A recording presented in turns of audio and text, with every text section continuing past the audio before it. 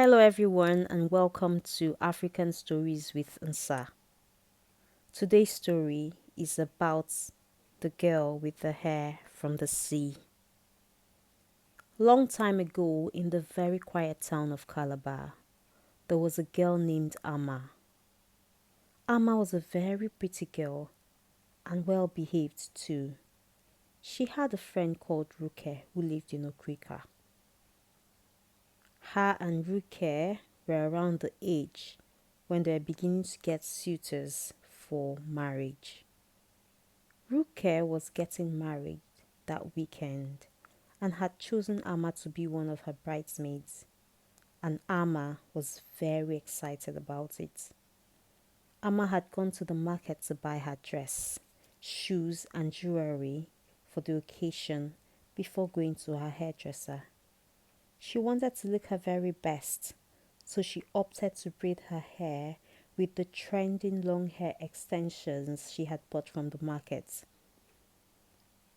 When the hairdresser was done, Amma was very satisfied with her hair. She thanked the hairdresser and left for home. The next day, which was the day of the wedding and the day that she was to travel, Amma boarded the bus along with other passengers.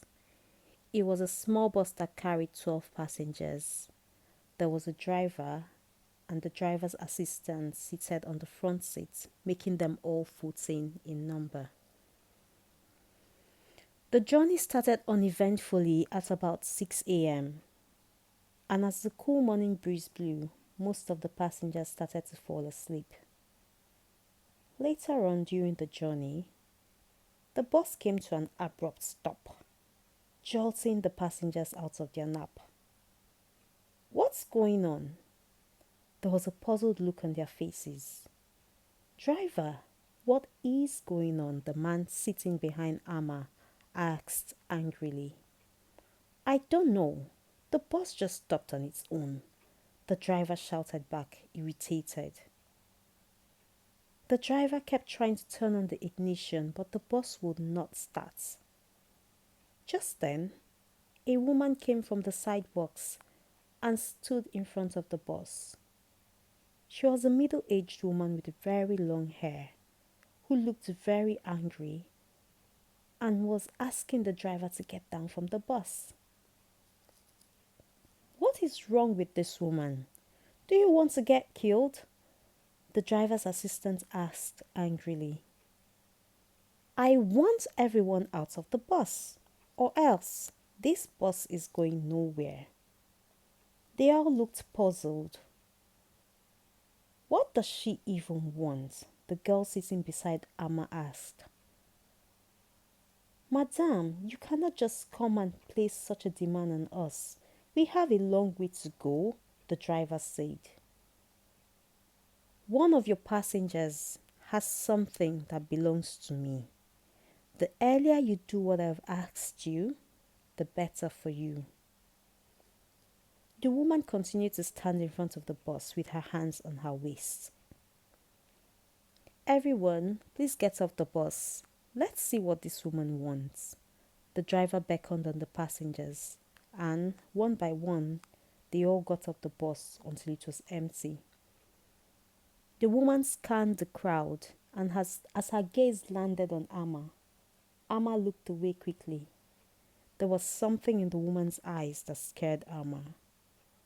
From the corner of her eyes, Amma could see that the woman was still staring at her, so she turned back to look, and almost immediately, the woman called out to her. Hey, you, come forward. Me? Amma asked, wondering why she was called out. Yes, you. Now she was getting irritated. Amma made her way to the front of the group and stood in front of the mysterious woman. The woman stretched out her hand and grabbed one of Amma's braids. This hair belongs to me. Ouch! Amma exclaimed in pain. My hair? Amma asked in disbelief. The other passengers began to murmur among themselves. No, it's my hair. Now the woman looked really mad. Amma could not believe her ears.